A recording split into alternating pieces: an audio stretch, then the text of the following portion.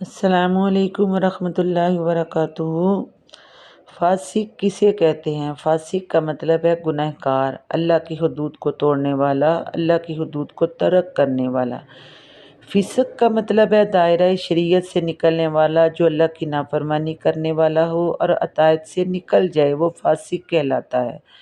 لیکن لفظ فاسق کافر اور نافرمان کو بھی کہتے ہیں۔ تو فاسق کس طرح کے فسق ہوتے ہیں کہ بڑے بڑے گناہوں میں سے کسی بڑے گناہ کو انجام دے کر نافرمان ہوتا ہے، اس لیے وہ فاسق کہلاتا ہے۔ فاسق فاجر کی دوستی سے اللہ تبارک و تعالیٰ نے منع فرمایا، اور سنن ابی داؤد میں ہے کہ آدمی کے دوست کے دین اور طریقے سے پتہ چلتا ہے کہ انسان کس طرح کا ہے۔ اس لیے بار بار حدیث میں یہ آتا ہے کہ کبھی دوستی جب کرو تو سوچ سمجھ کے کرو، کافروں کو اپنا دوست نہ بناؤ، نافرمانوں کو اپنا دوست نہ بناؤ۔ اللہ تبارک و تعالیٰ نے اس چیز سے منع فرمایا ہے۔ اور فاسق میں اعمال جس کے بہتر نہ ہو، جو آپ کو ٹھیک نہ لگ رہے ہوں اعمال کے اعتبار سے۔ اس کی مثال کیسی ہے کہ انسان دوستی کرتا ہے مگر اس کی شکل، لباس، اس کی امیری کو دیکھ کر کے وہ کہتا ہے کہ یہ اچھا ہے۔ کبھی دوست کی پہچان دولت سے یا شکل سے نہیں کرنی چاہیے، اس کے دین کی وجہ سے اس سے دوستی کرنی چاہیے۔ جیسا کہ اس خاتون کے بارے میں آپ کیا کہیں گے؟ ذرا سوچیں اور سمجھیں کہ جو مسجد نبوی میں جھاڑو لگایا کرتی تھی اور آ کے صفائی کیا کرتی تھی، حدیث میں آتا ہے ایک مرتبہ نبی کریم صلی اللہ علیہ وسلم نے آپ نے پتے وغیرہ اور کچھ چیزیں دیکھیں تو آپ سمجھ گئے کہ آج وہ عورت صفائی کرنے کے لیے نہیں آئی۔ فوراً دریافت کیا، پوچھا کہاں ہے وہ عورت؟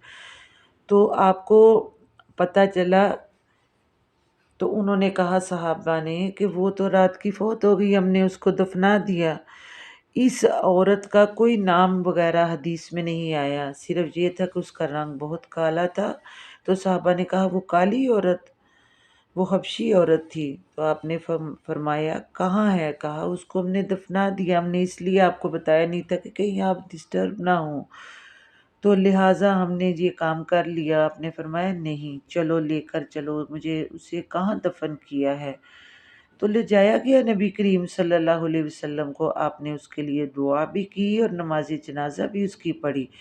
اس سے ایک بات پتہ چلتی ہے کہ مسجد کی خدمت کرنے والے کی اہمیت کیا ہے۔ اللہ کے رسول صلی اللہ علیہ وسلم نے خود اس کے لیے دعا کی اور نماز جنازہ پڑھائی۔ دوسری بات میں نبی کا دعا کرنا اور نماز پڑھنا یہ شفاعت کا باعث ہے۔ اس عورت کے لیے اتنی دعائیں کی کہ اس کی مغفرت کی، کہ وہ خدمت کیا کرتی تھی صالح لوگوں کی صحبت۔ ان کا مالدار ہونا ضروری نہیں ہے، ان کا خوبصورت ہونا معیار نہیں ہے۔ دیکھیں اس کا رنگ کالا تھا، حدیث میں اس کا نام کالی کلوٹی اس طرح کا اس کا نام آیا، یعنی کہ اس کے رنگ کو اللہ نے اہمیت نہیں دی، اس کے اعمال کی طرف اللہ کی نظر تھی۔ کہ بڑے چھوٹے گھروں میں رہنا ضروری نہیں ہے، ضروری صرف مرد و عورت کے لیے لازمی ہے کہ وہ جب بھی کوئی دوست بنائے تو وہ دیکھے کہ دین کے اعتبار سے وہ کیسا ہے تو پھر دوستی کرے۔ تو یہ اگر کسی میاں بیوی ہیں گھر میں اور اس کی بیوی کی دوستی کسی غلط عورت سے ہو گئی تو اس کی ظاہر ہے اس نے غلط صحبت اختیار کی، گھر کا سکون برباد ہو گیا۔ کیونکہ کئی عورتیں ایسی ہیں جب وہ مل کے بیٹھتی ہیں تو ان کا کہنا یہی ہوتا ہے کہ جب اب وہ بیٹھ ہی گئی ہیں تو انہوں نے جو پھر کام کرنے ہوتے ہیں ایک دوسرے کی برائی چگلی یا فیشن میں، یا عورت فضول ہر چیز زیادہ شروع کر دیتی ہے۔ تو اللہ نے منع فرمایا کہ آدمی اپنے دوست کے طریقے پہ ہوتا ہے، سوچ بچار کر کے دوستی کرنا بہتر ہے۔ اب سمجھ آیا آپ کو اس بات کا فاسق کا کیا مطلب ہے؟ کہ حدود اطاعت خداوندی سے نکل جانا۔ اور ایک فاسق کافر کو بھی کہتے ہیں۔ اس کی بڑی دلیل ہے کہ وہ اللہ کا عہد توڑتے ہیں، اس کے فرمان کو کاٹتے ہیں، زمین میں فساد کرتے ہیں، اور یہ اصحاب کفار کے ہیں۔